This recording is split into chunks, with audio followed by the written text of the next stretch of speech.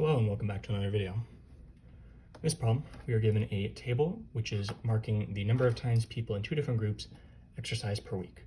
We have 0 to 2, 3 to 5, and more than 5.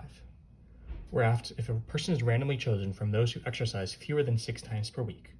So that's not including the people who are more than 5 times a week. It's just less than 6, which is 0 to 2 and 3 to 5.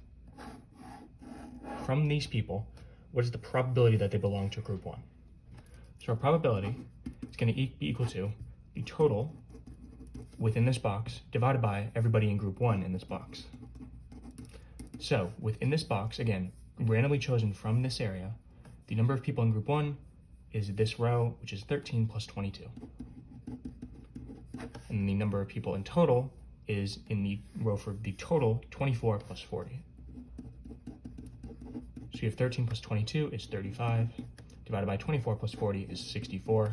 So the probability, if a person is randomly chosen from those who exercise fewer than 6 times per week, that they belong to group 1 is 35 divided by 64, which means A is your final answer. As always, thank you for liking and subscribing, and I'll see you in the next video.